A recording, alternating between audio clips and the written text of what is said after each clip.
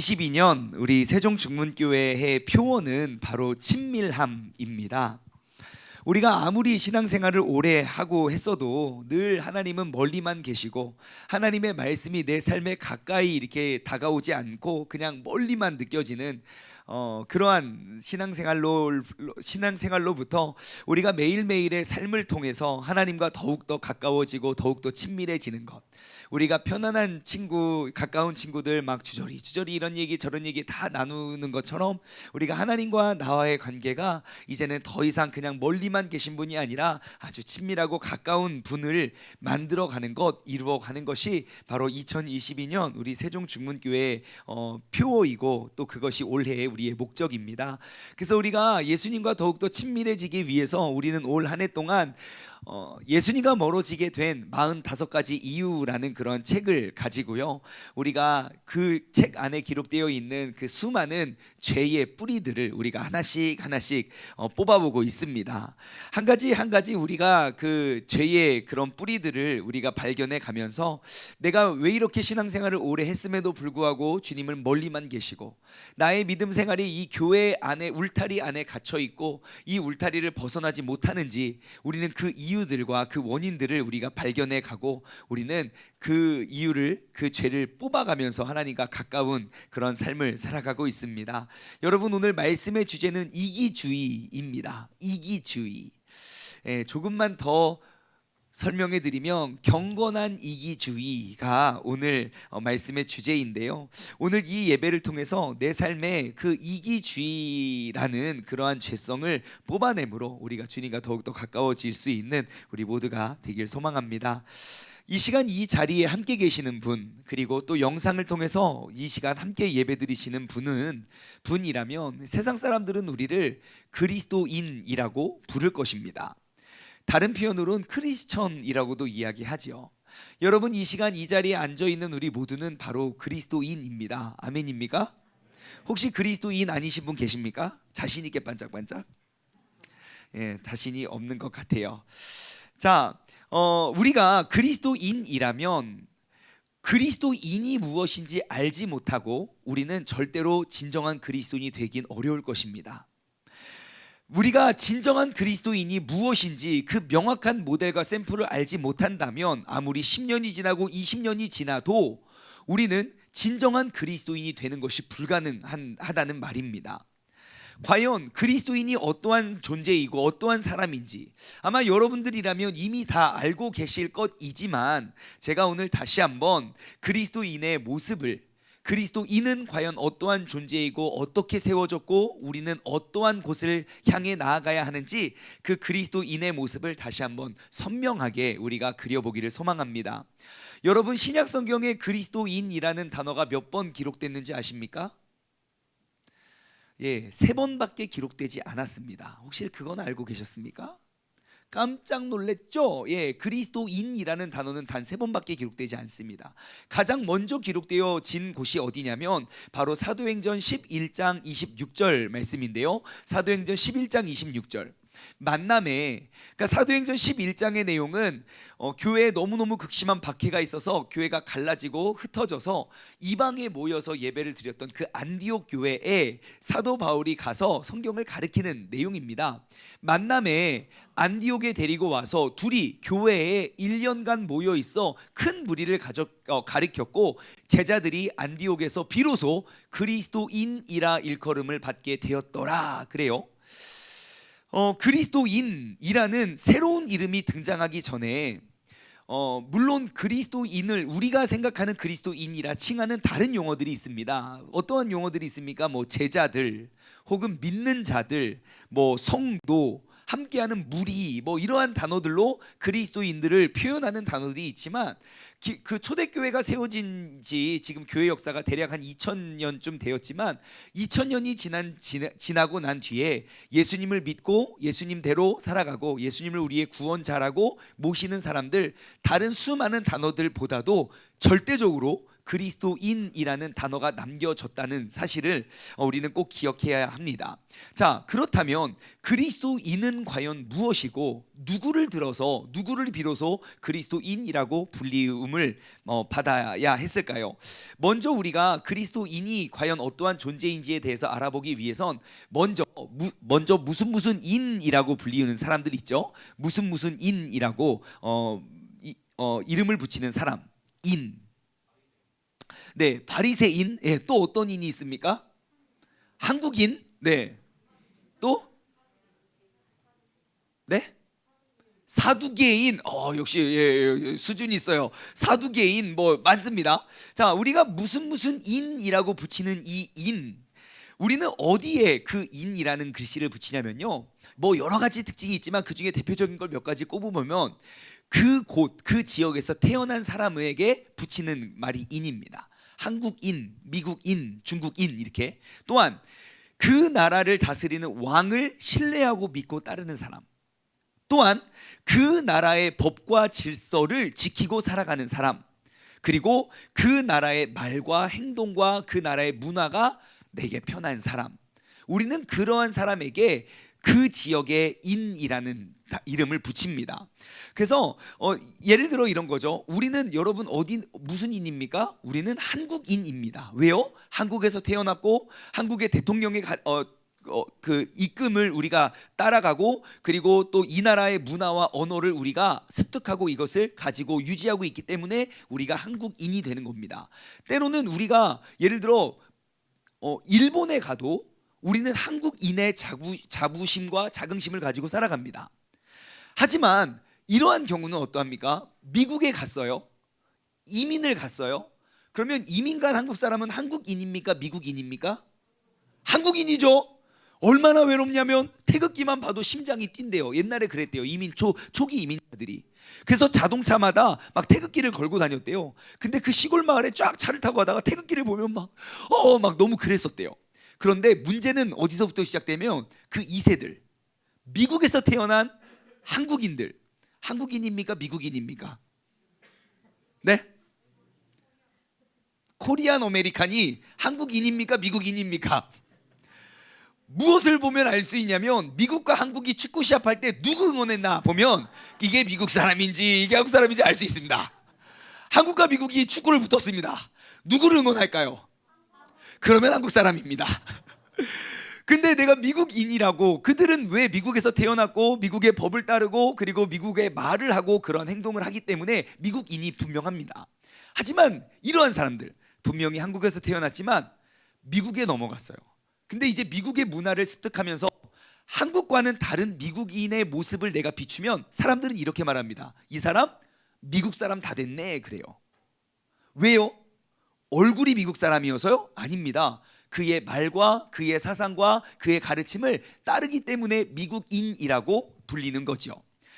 성경 말씀이 기록되어 있던 그 시대, 특별히 그 로마 시대는요, 이 인, 어떠한 인이 붙어 있느냐는 굉장히 중요했습니다. 왜냐하면 내가 어떠한 인으로 불리우느냐에 따라서 내 삶의 모습과 삶의 운명이 결정되기 때문입니다. 여러분, 로마인으로서 로마 시대에 살아가는 것과 이방인으로서 로마 제국 안에 살아가는 건 차원이 다릅니다. 내가 어떠한 인이라고 불리우느냐에 따라서 삶의 모습과 패턴과 운명이 달라지기 때문입니다. 유대인들 사이에서도 마찬가지예요. 내가 유대인이냐 아니면 사마리아인이느냐에 따라서 그들의 삶의 모든 습관과 모든 방식과 삶의 모든 패턴이 달라지게 된다는 것입니다. 그러면 우리는 그리스도인이라고 불리우는 사람입니다. 그리스도인. 자, 이 말은 어디에서 나왔냐면요, 영어로는 크리스티안입니다. 크리스티안은 두 단어의 합성어인데요, 예수 그리스도를 뜻하는 크라이스트라는 단어와 어디 출신이라는 단어를 의미하는 이안이 붙어서 크리스티안이라고, 우리가 말하는 대로 크리스천이라는 단어가, 이름이 생겼어요. 그리고 그 크리스티안은 어디서 나왔냐면 헬라어, 신약 성경이 기록된 그 헬라어 원어 성경을 보면요, 크리스티아노스라는 헬라어 단어에서 크리스찬이 나왔고, 크리스천이 우리나라에 와서는 그리스도인이라고 불리우는 것이지요.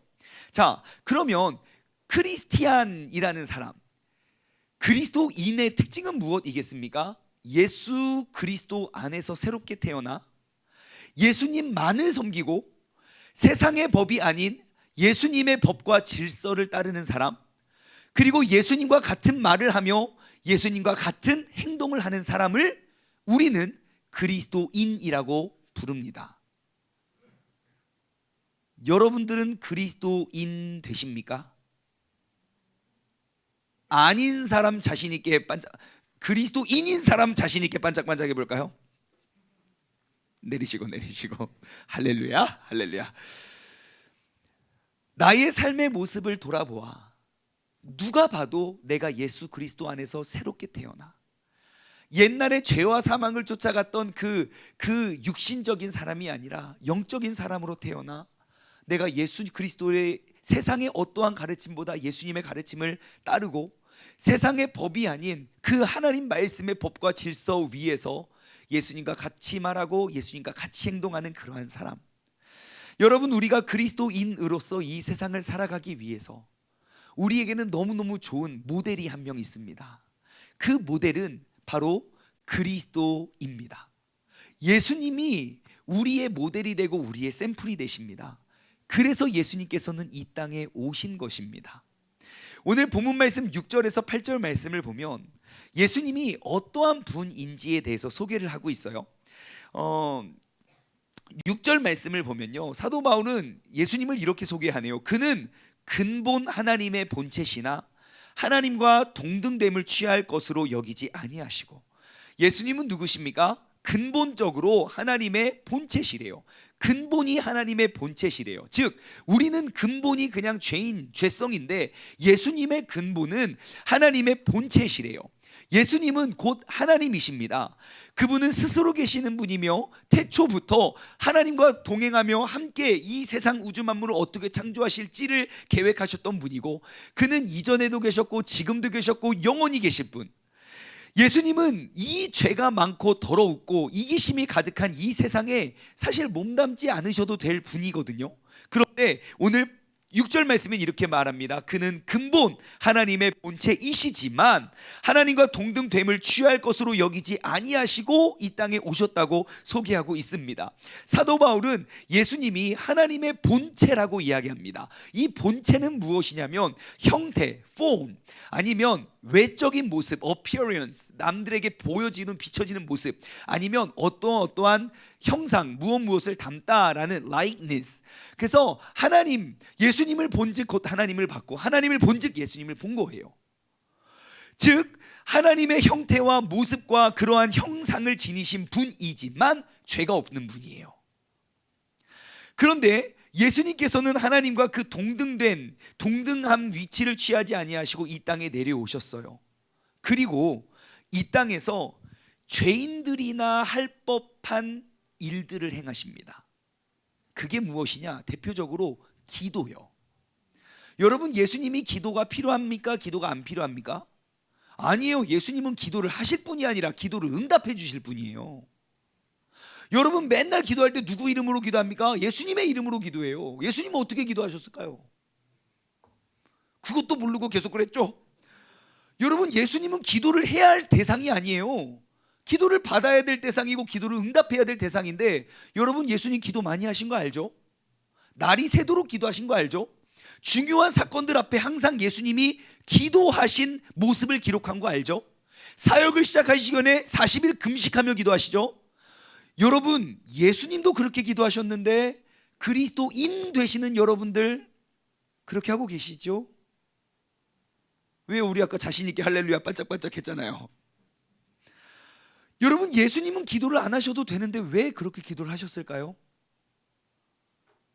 그리스도인들의 모델이고 샘플이 되기 때문입니다. 나는 그렇게 하지 않아도 되지만 나를 따르는 모든 사람들은 그렇게 함을 알려주기 위함이에요. 또 하나 특이한 거, 여러분, 예수님은 침례를 안 받으셔도 돼요. 왜요? 침례는 죄 씻음을 의미하거든요. 그분은 죄가 없으신 분이기 때문에 침례 안 받으셔도 돼요. 근데 왜 침례를 받으셨을까요? 답은 간단해요. 그리스도인들의 모델이고 샘플이 되기 위함이에요. 예수님은 사람들한테 비난 안 당해도 돼요. 근데 사람들이 손가락질하고 비난하는 그 낮고 천한 사람들을 왜 찾아가서 그들과 함께 했을까요? 예수님은 우리의 명확한 모든 그리스도인들의 명확한 모델과 샘플이 되시기 위함입니다. 그렇기 때문에 우리는 예수 그리스도의 모습을 바라보며 우리도 그분의 모습을 닮아가는 것이 바로 그리스도인들의 모습이라는 거예요. 그렇다면 예수님은 왜 이러한 행동을 하셨을까요? 우리의 모델이고 샘플이 되셨기 때문에 너희도 그렇게 살기를 간절히 바라는 마음으로 친히 그러한 모델이 되어 주셨습니다. 그래서 우리의 신앙생활 가운데 가장 중요한 것은 그 예수 그리스도로부터 시선이 돌아가지 않고 예수 그리스도의 모습이 선명하고 명확하게 보여지는 것입니다. 다른 표현으로 여러분 신앙생활을 아무리 오래 해도 내 신앙생활의 모습 가운데 예수 그리스도의 모습이 보여지지 않는다면 여러분 믿음생활 100년 1000년 해도 그리스도인은 될 수 없습니다. 사람들이 아무리 교회 다니는 사람을 그리스도인이라고 말해도 하나님 보시기엔 그는 그리스도인이 되기는 어렵습니다. 여러분 매일의 삶 가운데 예수 그리스도의 모습이 선명히 보여지십니까? 내가 아무리 신앙생활하고 아무리 예배를 드려도 내 삶에 예수님의 모습이 보여지지 않는 건 간단합니다. 내 신앙생활 가운데 주님의 모습이 선명하게 보이지 않기 때문입니다. 예수님이 선명하게 보여지면 보여질수록 우리는 예수님을 닮아갈 수밖에 없습니다. 그분의 삶의 모습을 명확히 지켜보고도 그분을 닮지 못하는 그것이 불가능한 것이지, 그분의 모습을 보면서 우리가 닮아가지 않는다는 건 우리의 신앙생활 가운데 우리는 그분을 바라보지 못하는 것이 이유가 됩니다. 오늘 하루를 통해서 그리고 오늘 이 예배를 통해서 여러분 그 예수 그리스도의 살아계심이 여러분 그 모습이 선명하게 우리 눈에 보여지기를 소망합니다. 그럼 예수님께서는 이 땅에 왜 오셨습니까? 우리가 알기로 요한복음 3장 16절은 아주 잘 요약하고 있습니다. 다 같이 한번 외워볼까요? 시작. 하나님이 세상을 이처럼 사랑하사 독생자를 주셨으니 이는 그를 믿는 자마다 멸망치 않고 영생을 얻게 하려 하심이다. 자, 예수님이 이 땅에 오신 이유, 하나님께서 세상을 이처럼 사랑하사 독생자를 주셨대요. 하나님이 세상을 너무너무 사랑하셨어요. 그래서 그 사랑을 다 모두가 구원받아야 마땅한 사람들인데 다 지옥에 갈 수밖에 없는 그러한 사람을 구원하기 위하여 그 유일한 방법 예수님을 이 땅에 보내주셔야만 했어요. 하나님은 본체 사랑이세요. 그리고 그 사랑을 우리에게 보여주기 위하여 예수님을 도구로 사용하셨어요. 예수님께서도 우리를 얼마나 사랑하셨는지 우리를 구원하기 위하여 죄 없으신 그분이 모진 고통과 고난 속에서 죽음을 맞으셨어요. 자, 그러면 우리는 여기서 예수님이 우리를 사랑하신 이유와 예수님이 우리를 사랑하신 목적을 발견할 수 있습니다.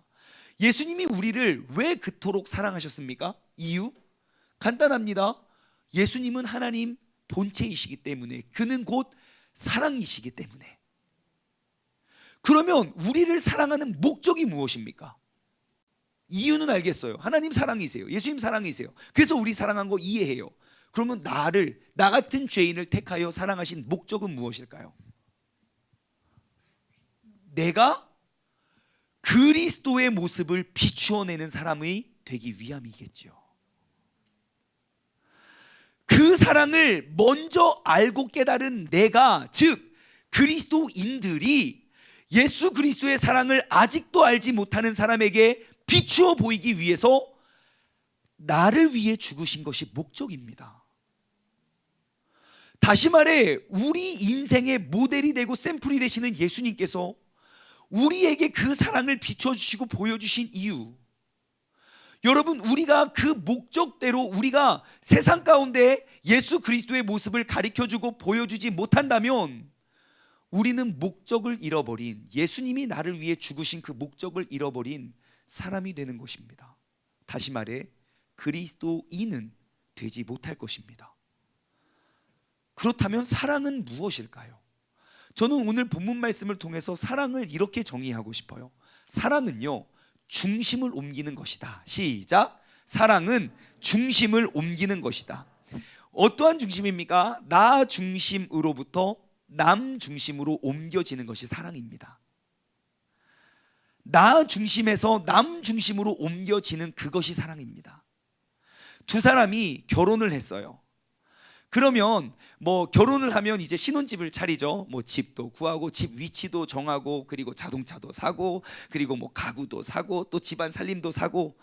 여러분, 그 모든 위치와 뭐 살림과 그런 모든 것들이 누구 중심으로 사느냐를 보면 누가 누구를 더 사랑하는지를 알 수 있어요.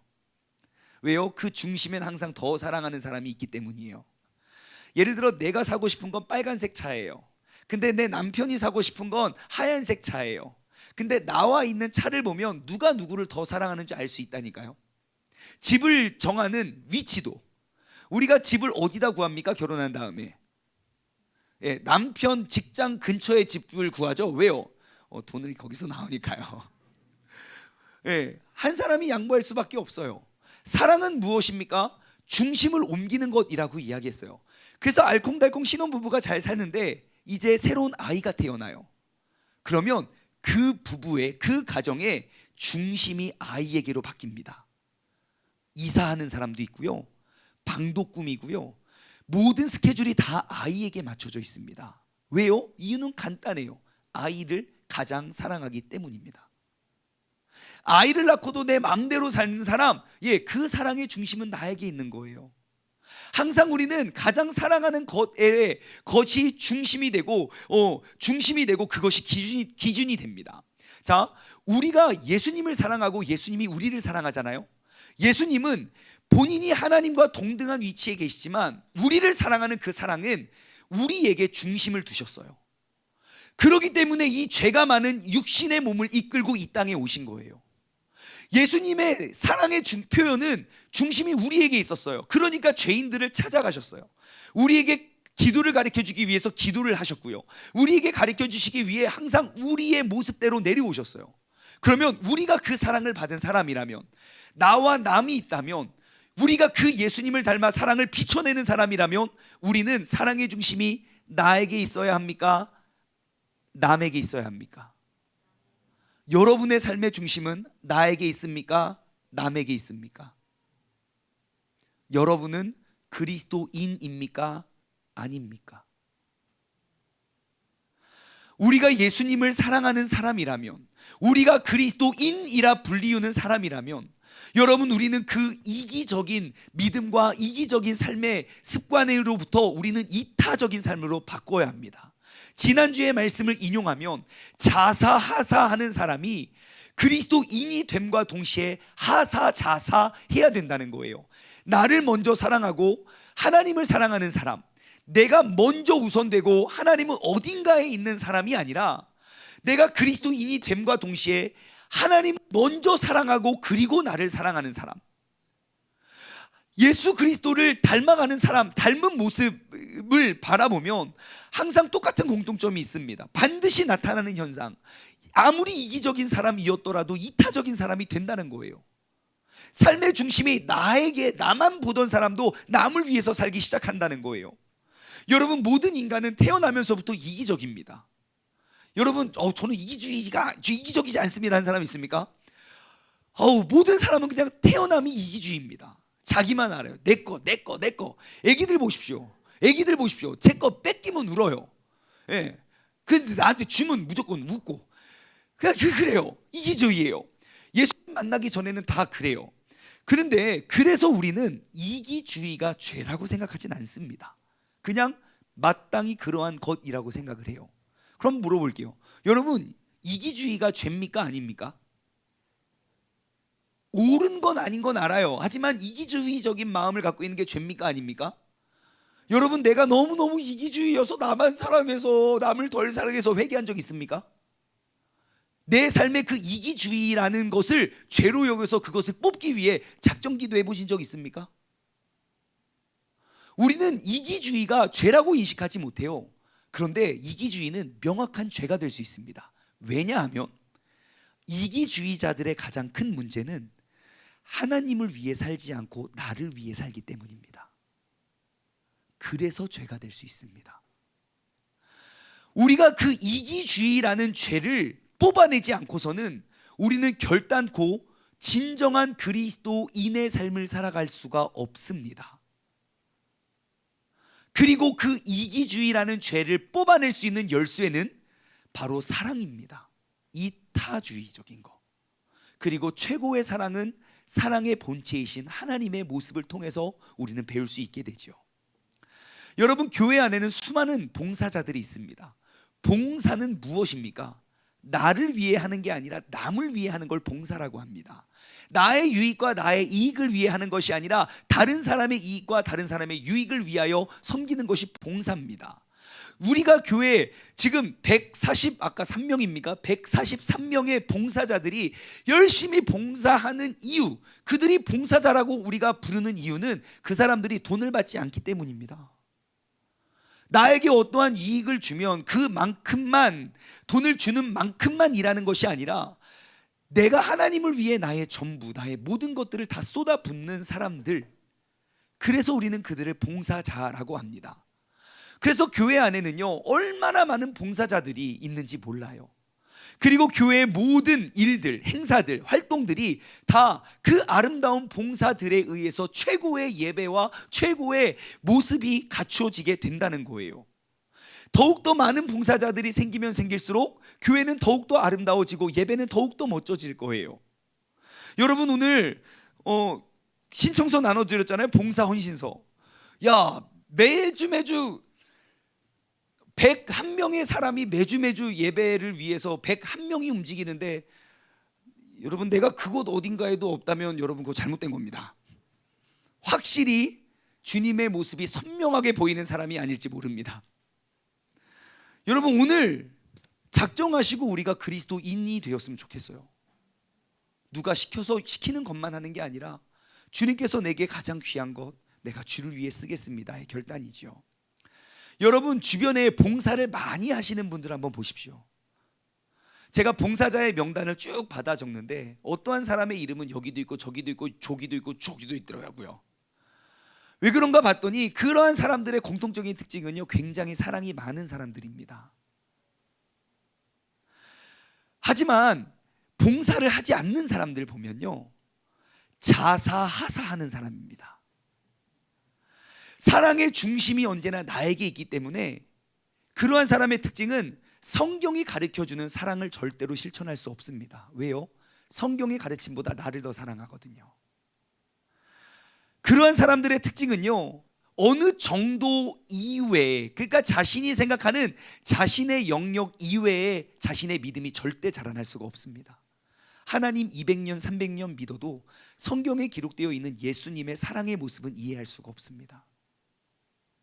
하지만 한 끗 차이인 것 같아도 하사자사하는 사람들, 하나님을 사랑하고 나를 사랑하는 사람들, 삶의 중심이 나보다 하나님에게 있기 때문에 나보다 남에게 있음을 발견합니다. 그렇기 때문에 성경에 기록되어 있는 모든 가르침에 대해서 아멘할 수 있습니다. 그러한 사람들의 특징은 말씀을 완벽하진 못해도 말씀을 닮아가고자 하는 마음 때문에 예수님의 모습을 늘 더욱더 닮아가고 주님과 더욱더 친밀해지게 됩니다. 여러분, 우리가 이러한 사람들이 되기 위해서 오늘날 기독교를 가장 공격하는 나쁜 죄가 있는데, 그게 뭐냐면 바로 경건한 이기주의자들입니다. 여러분, 우리는 이 단어에 정말 주의하여야 됩니다. 얼마나 많은 그리스도인들을 경건한 이기주의자라는 함정으로 빠뜨리는지 몰라요. 여러분, 경건한 이기주의자들은요, 이타주의자들과 겉모습이 똑같습니다. 분명한 이기주의자들인데 앞에 경건한 자가 붙어서 그 사람들이 진짜 무서운 이유는 이타주의자들과 똑같아 보여요. 겉모습은 경건해 보이는데 경건한 이기주의자의 특징은 그의 열매가 결국 남에게 맺혀지는 게 아니라 나에게 맺혀집니다. 내가 열심히 봉사하고 섬기는 것의 열매가 그 사람의 행복과 그 사람의 기쁨이 아니라 결국 내가 만족하고 내가 기뻐야 된다는 말입니다. 경건한 이기주의자들은요, 겉으로 보기에는 분명한 경건의 모습인데 그 경건한 모습이 자신의 삶을 바꾸어내지 못합니다. 내 삶의 모습과 경건의 모습이 평행으로 갑니다. 겉보기에는 거룩의 모습이지만 그 사람의 삶의 모습을 보고 예수 그리스도의 모습을 보면 뭔가 점점점 일치되어 가는 모습이 없습니다. 말로는, 입으로는 그리스도를 위해 산다고 말하지만 그의 삶의 모습이 곧 예수님의 모습처럼 보여지지 않아요. 경건한 이기주의자들은요, 자사하사하는 사람입니다. 그래서 삶의 중심이 언제나 나에게 있어요. 그래서 그들은 예배도, 그들의 모든 신앙생활도 그 중심은 내가 앞섭니다. 은혜를 받는 기준도 하나님의 전해지는 선포되는 말씀에 의해서 내가 깨지고 내가 엎드리는 게 아니라 나의 관심사와 나와 같은 생각이 전해졌을 때 우리는 은혜 받았다고 표현을 합니다. 이들은 찬양을 하기도, 기도를 하기도, 신앙생활을 하기도 모조리 그 열매는 나에게서 거두길 원합니다. 주님의 계획을 찾기 위해서 기도하고 예배하고 하나님의 말씀을 듣는 것이 아니라 주님께서 나를 통하여 일하실 때만 기도합니다. 경건한 이기주의자의 특징은요, 자신이 원하는 기도의 응답이 오면 기도를 멈춥니다. 왜요? 응답받았기 때문에. 경건한 이기주의자들은요, 자신이 원하는 형태의 기도의 응답만 구합니다. 하나님이 다른 모습으로 응답해 주셔도 그것은 응답인지도 모르고 깨닫지도 못합니다. 그들은 예배에 참석하기만 하면 예배 참석은 나를 위한 것이지 우리 모두가 마음을 아파요 하나님의 영광을 위한 예배를 드리기를 원하지도 않습니다. 사람과 섞이기를 꺼려요. 하나님의 뜻을 찾고 발견하는 것이 예배가 아니라 그냥 내 생각과 내 마음대로 얼마나 목사님이 헤아려 주는지가 은혜의 기준이 돼요. 그들은 항상 상황과 환경을 바꾸기 위해서 기도를 하지 내가 깨지고 내가 말씀에 의해서 변화되기 위해서 기도하지 않아요. 가장 큰 문제는 이렇게 예배를 드리고 이렇게 신앙생활을 함에도 불구하고 자신이 크게 잘못됐다고 인식하지 못한다는 거예요. 여러분, 경건한 이기주의자들은 신앙생활 100년, 1000년을 해도 그리스도인이 될 수는 없습니다. 예수님이 누구신지, 예수님이 어떠한 분인지, 무엇을 원하시는지, 무엇을 가리키는지 우리는 절대 깨달을 수가 없습니다. 경건한 이기주의자들은 제자의 도를 완전히 잘못 이해한 사람들입니다. 예수님은 제자가 되기 위해서 뭐라고 요구하십니까? 누가복음 14장 27절은 이렇게 기록되어 있습니다. 누구든지 자기 십자가를 지고 나를 따르지 않는 자도 능히 내 제자가 되지 못하리라. 나를 따르고자 한다면 자기의 십자가를 짊어지고 나를 따른대요.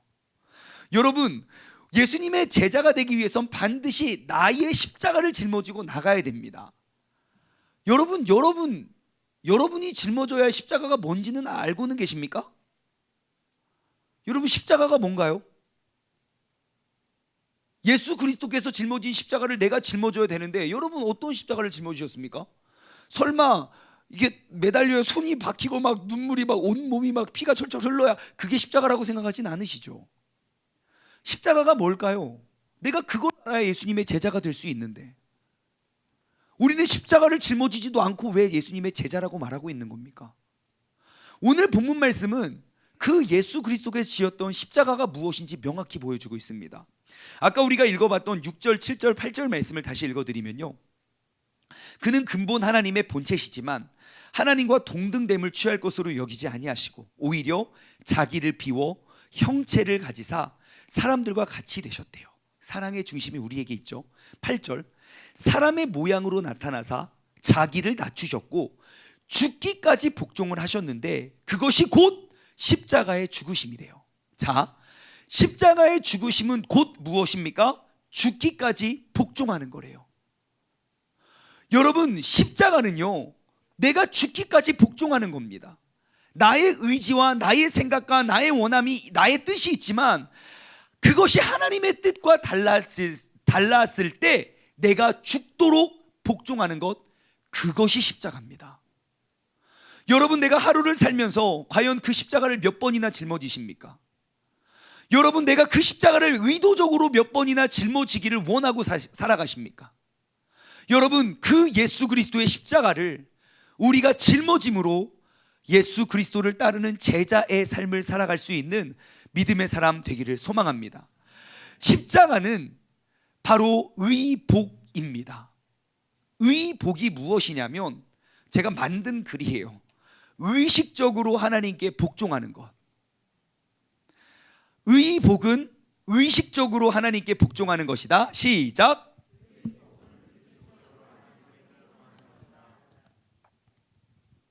여러분, 그리스도인의 삶, 예수님을 닮아가는 건 아무런 의식도 없이 자동적이고 자연스럽게 이루어지지 않습니다. 우리 모두는 태생부터 이기적이기 때문에 우리는 의식하지 않고 우리가 생각하지 않으면 우리는 자연적으로 죄가 본능적으로 따라오지 의와 선과 그러한 것들이 자동적으로 따라오지 않습니다. 그래서 내가 그리스도인이 되겠다고 결정하는 순간 우리는 매 순간 의도적으로 하나님의 뜻에 복종해야 됩니다. 내가 의도적인 순종과 의도적인 복종이 멈추어 서는 그 순간 우리는 십자가를 잃어버리고 또다시 죄의 길을 따라갈 수밖에 없는 것입니다. 우리가 의복하기 위해선 사도 바울은 이렇게 권면을 합니다. 오늘 본문 말씀 2절 말씀을 보면요, 마음을 같이하여 같은 사랑을 가지고 뜻을 합하여 한 마음을 품으래요. 자, 그리스도인이 되길 원하는 그 빌립보 교회 성도들에게 쓰는 편지예요. 그들은 이미 싸웠고 이미 갈라졌고 많은 분열이 있었어요. 그들에게 야, 너가 그리스도인이 되길 원한다면 이렇게 해야 돼 라고 말하면서 같이 하래요. 마음을 같이 하고 사랑을 같이 하고 뜻을 같이 하여 그 한 마음을 품으래요. 그것은 곧 그리스도 예수의 마음이겠지요. 여러분, 신앙생활을 혼자서 한다면 누가 그것을 해낼 수 있겠습니까? 쉬운 말로 군 생활을 혼자 한다면 누가 그 시험을 견뎌내겠습니까? 하지만 아무리 어려워도 나와 함께하는 전우가 있기 때문에 그걸 견뎌낼 수 있는 겁니다. 여러분, 초대교회 성도들이 박해를 엄청 많이 받거든요. 근데 그 모든 박해를 견뎌낼 수 있었던 힘은 무엇입니까? 그와 함께하는 이들이 있기 때문입니다. 오늘날 우리의 믿음이 자라나고 우리의 신앙이 성장하기 위해선 여러분, 이 함께함을 무시해서는 안 됩니다. 우리가 마음을 같이 하고 사랑을 같이 하고 뜻을 같이 할 때에야 우리는 진정한 하나로 그리스도인이 되어가는 것을 발견할 수 있게 되는 것입니다. 여러분, 이 세상 코로나 시대에 사람을 대면할 수 없고 우리가 함께할 수 없다고요? 아니요. 우리가 함께할 수 없음이 하나님의 뜻이 이 땅 가운데 사라져감을 감임을 기억하시기 바랍니다.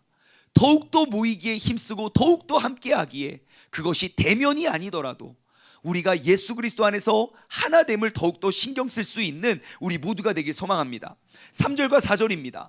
아무 일에든지 다툼이나 허용으로 하지 말고 오직 겸손한 마음으로 각각 자기보다 남을 낮게 여기고 각각 자기의 일을 돌아볼 뿐더러 또한 각각 다른 사람의 일을 돌아보아 나의 기쁨을 충만하게 하라.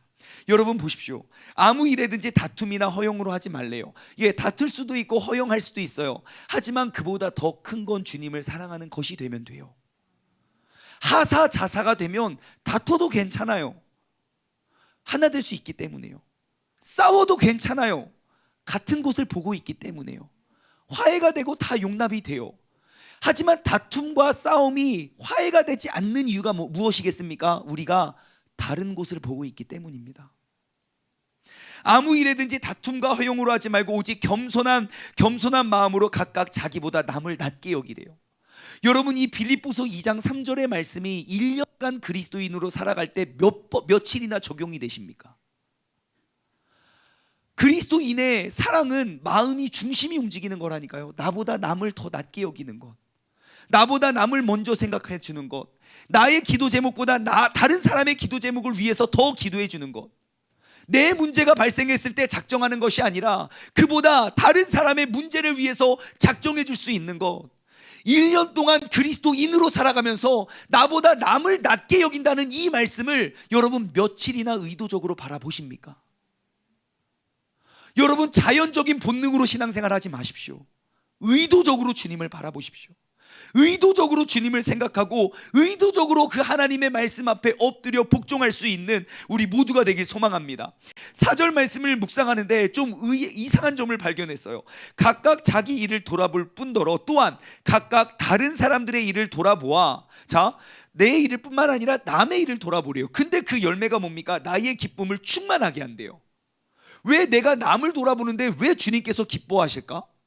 나를 사랑하는 것이 아니라 내가 남을 위해서 헌신하는데 왜 하나님께서는 기쁨이 충만하게 하실까? 이것이 그리스도인의 목적 아닙니까? 하나님의 영광과 하나님의 기쁨을 위해?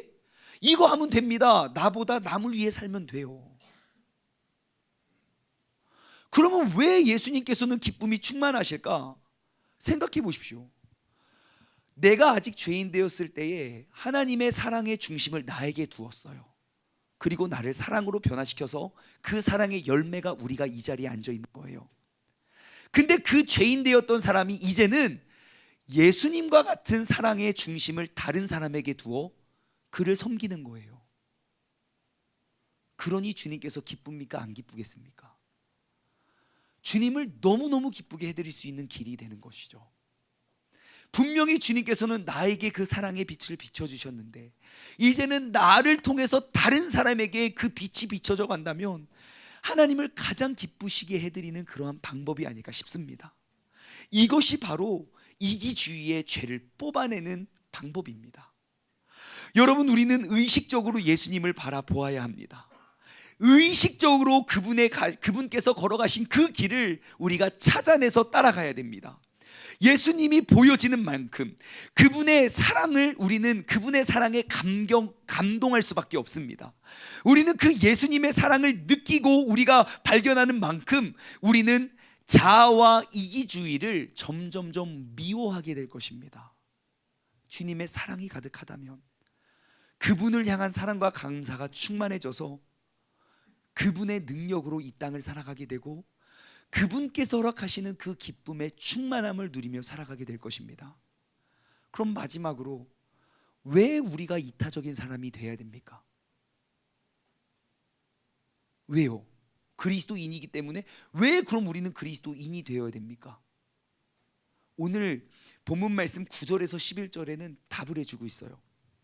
이러므로 즉 예수님이 우리를 사랑해서 사랑의 중심을 우리에게 두시고 우리를 구원하기 위해 이 땅에 오심으로, 즉 나보다 남을 낮게 여김으로, 9절, 이러므로 하나님이 그를 지극히 높여 모든 이름 위에 뛰어난 이름을 주신다는 거예요. 여러분, 우리가 사람에게 위로받고 사람에게 권면하는 것이 아니라 하나님께서 그를 택하여 모든 이름 위에 뛰어난 이로 올려주신다는 거예요. 사람들이 경건한 이기주의자들에게는 사람들이 그리스도인이라 말할지 모르지만 하나님이 보시는 기준은 달라요. 진짜 그리스도인, 나보다 남을 낮게 여기고 나의 것을 남을 위해 쓰는 사람, 하나님께서 그를 기억하시고 가장 높은 곳에 올려주시기 때문에 우리는 남을 위해 살아야 합니다. 10절, 하늘에 있는 자와 땅에 있는 자들과 땅 아래에 있는 모든 자들로 무릎을 예수 이름 앞에 꿇게 하시고 모든 입으로 예수 그리스도를 주라 시인하며 아버지 하나님께 영광을 돌리게 하셨느니라. 아멘. 우리가 진정한 그리스도인이 된다면 바로 그때 하나님께서는 우리를 기억하시고 우리를 가장 높은 곳에 올려주실 겁니다. 우리가 주님께서 올림을 받는 사람이 된다면 아무리 세상에 속상한 일, 어려운 일이 있어도 내 마음에 참 평안과 기쁨이 가득할 것입니다. 그것이 초대교회 때부터 지금까지 전해져 내려왔던 신앙의 본이고 예수님께서는 친히 그 우리의 신앙의 모델이 되셨습니다. 2022년 봉사자의 날을 맞아 나의 믿음과 신앙을 다시 한번 돌아보길 소망합니다. 나는 이기적으로 살아가는가, 이타적으로 살아가는가? 나의 관심은 내 안에 있는가, 나의 밖에 남에게 있는가? 여러분, 우리의 삶을 한번 돌아보아 우리가 의식적으로 하나님께 복종하며 나아갈 수 있는 믿음의 사람 되기를 주님의 이름으로 간절히 소망합니다. 오늘 말씀을 맺으며 우리가 이 찬양 고백하길 원해요. 이 찬양의 가사는 이러합니다. 오늘 빌립보서 2장 1절부터 11절까지의 말씀을 요약한 가사 찬양인데요, 이 땅 위에 오신 그 하나님의 본체, 그분은 십자가에 달리사 우리의 죄를 사하여 주셨습니다. 하나님이 그를 지극히 높여서 모든 이름 위에 뛰어난 이름을 주셨고, 우리는 예수 이름을 앞에 절하고 모든 입이 그를 시인합니다. 그리고 영광 중에 오실 그 주님을 바라보면서 우리는 선포합니다. 왕께 만세, 왕께 만세. 존귀와 위엄을 찬양해 그 왕의 왕께, 그 주 예수님께 만세를 선포하기를 원합니다. 우리가 이 말씀에 이 찬양 고백의 주인공 되기를 바라며 우리가 이 찬양 고백하며 나아가기를 원합니다.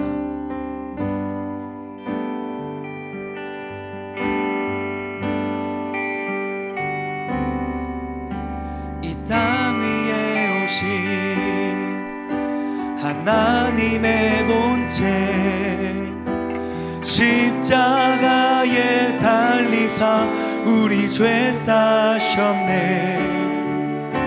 하나님이 그를 지극히 높여 모든 이름 위에 뛰어난 이름을 주사 우리 예수 이름 앞에 절하고 모든 입이 주를 시인해. 영광 중에 오실 주를 보리라 선포해.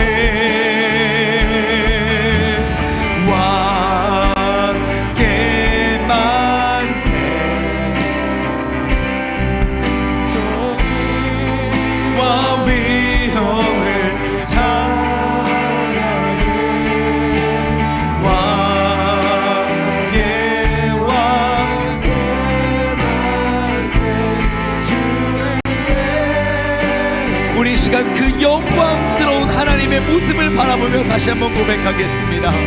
이 땅 위에 오신 하나님의 본체, 십자가에 달리사 우리 죄 사셨네. 하나님이 지극히 높여 모든 이름 위에 뛰어난 이름을 주사 그 예수 이름 앞에 절하고 모든 입이 주를 시인해. 아멘.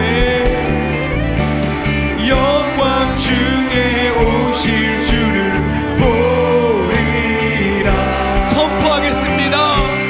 선포해. 왕께 만세. 존귀와 위엄을 찬양해.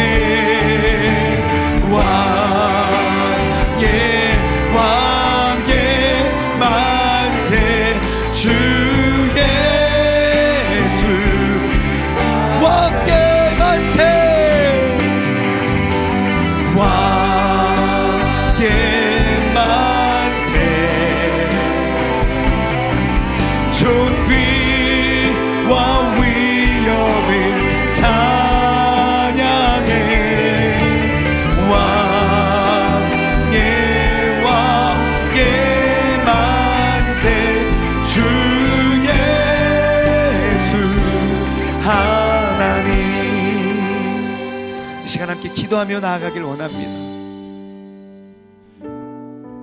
2022년 봉사자의 주일을 맞아 여러분, 나는 진정한 그리스도인인가 아닌가 다시 한번 돌아보길 원합니다. 내가 진정한 그리스도인인가 아니면 경건한 이기주의자인가? 나는 정말 예수님의 삶의 중심을 예수님이 사랑하시는 그 사람에게 두고 내가 나보다 남을 낮게 여겨 그들을 구원받기 위하여 나는 무엇을 희생하고 무엇을 헌신했는가? 나의 모든 기도 제목들은 결국 열매가 내게 맺혀지는 것인가 남에게 맺혀지는 것인가? 나의 간절한 신앙생활의 간절함은 내가 어려울 때 찾아오는 것인가? 내 주변 사람들이 어려울 때 찾아오시는 것인가? 나는 과연 그리스도인인가 아닌가 돌아보며 우리가 기도하기를 원합니다. 주님께서 나를 인정하시고 주님께서 나를 높여주시는 그러한 그리스도인이 되게 해달라고 이 시간 나같이 주님의 이름 한번 힘차게 부르짖고 합심하여 기도하며 나아가겠습니다. 주여! 하나님 아버지 감사합니다. 아버지 하나님, 오늘 2022년 봉사자의 날을 맞아 아버지 내가 그리스도인됨을 한번 돌아보게 하여 주시면 감사합니다. 아버지 하나님, 나는 그리스도인으로서 내가 남을 위해서 살아가는가? 예수님은 나를 구원하시고 나를 사랑하기 위하여, 나를 살리시기 위하여 그 모든 것들을 쏟으셨고 보내셨는데 나는 과연 누구를 위해 살고 무엇을 위해 사는가? 내가 그 주님을 사랑한다 말하고 자사하사하는 사람이 아니라 하사자사하는 사람으로서 아버지 내가 진정한 말씀을 쫓으며 살아가는 사람이지만 아버지 하나님, 내가 정말로 남을 위해 무엇을 얼마나 헌신하며 살아가는가? 아버지 하나님, 우리가 돌아보기를 원합니다. 아버지 하나님, 무엇보다도 이 자리에 있는 우리 모두가 예수님의 모습을 닮아가길 소망합니다. 주님께서 그러하셨듯이 우리도 그 가르침과 그 뜻을 따르며 나아갈 수 있는 믿음의 사람 되길 원합니다. 아버지, 사람들이 나를 그리스도인이라 말할지 모르지만 하나님께서 나는 네가 누구인지 알지 못한다 라고 책망되는 사람이 아니라 세상 사람들은 몰라주고 세상 사람들은 무시해도 하나님께서 나를 지극히 높으신 그 존귀하신 하늘의 영광으로 우리에게 갚아주실 그 주님의 영광의 십자가의 모습을 바라보며 나아가게 하여 주시옵소서. 적용 질문을 드립니다. 첫 번째, 여러분 오늘 이 시간 그리고 이번 한 주 동안 나는 진짜 그리스도인 되는지 한번 돌아보시기 바랍니다. 여러분, 그리스도인이라 칭하는 그 칭호는 내 주변 사람들이 나에게 달아주는 것이 아닙니다. 하나님이 인정해 주셔야 돼요. 세상 사람들이 다 나 주일날 교회 간다고 그리스도인이라고 부를지 모르지만 하나님 보시기에 나는 네가 누군지 도무지 알지 못한다 라고 책망 듣는 사람이 오늘날 그리스도인이라 불리우는 사람 중에 얼마나 많겠습니까? 여러분, 진정한 그리스도인 되시기 바랍니다.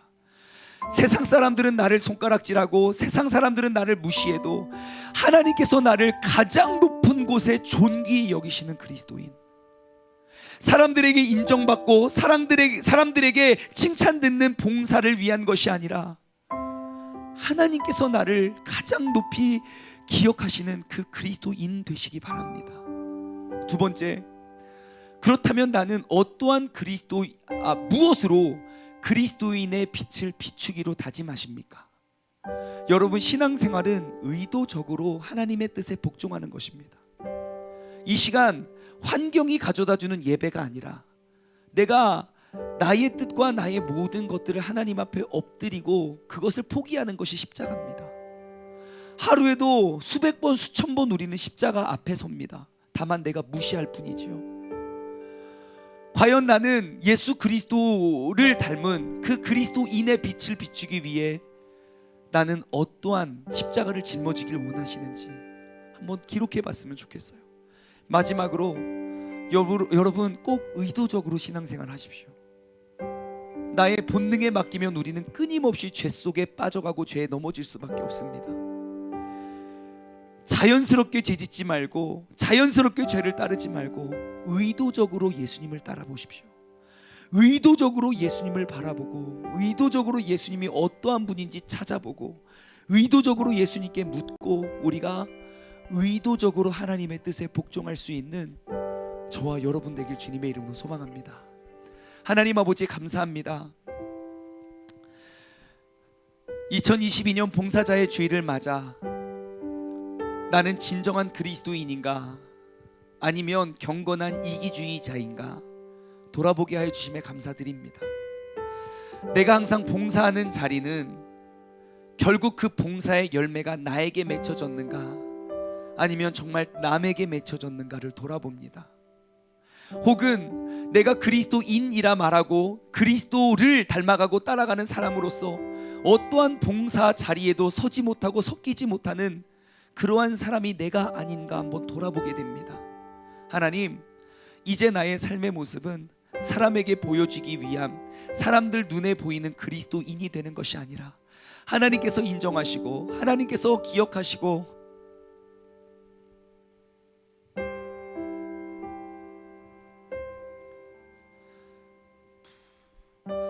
하나님께서 높여주시는 그리스도인이 되게 하여 주옵소서. 오늘날 세상 사람들이 그리스도인이라고 부르는 수많은 사람 중에 정말 과연 몇 명이나 하나님께서 그를 그리스도인이라고 칭하고 세상 모든 사람들이 손가락질하고 욕해도 하나님께서 친히 높여주실 사람이 몇 명이나 있을까? 하나님, 오늘 이 시간 우리가 진짜 그리스도인이 되어서 하나님의 말씀에 우리가 아멘으로 화답하고 예수 그리스도의 사랑의 모습을 닮아갈 수 있는 우리 모두가 되게 하여 주옵소서. 이제는 우리 주 예수 그리스도의 은혜와 아버지 하나님의 무한하신 사랑하심과 성령님의 교통하심이 우리가 이기적인 경건한 이기주의자가 되는 것이 아니라 하나님의 말씀 앞에 의도적으로 복종하는 사람이 되어 하나님의 영광을, 그 기쁨의 충만한 영광을 바라보며 살아가길 소망하는 우리 세종중문 가족들 머리 위에, 그리고 이 시간 영상을 통해 예배드리는 모든 사람들 머리 위에 이제로부터 영원토록 함께 하시길 간절히 축원하옵나이다. 아멘.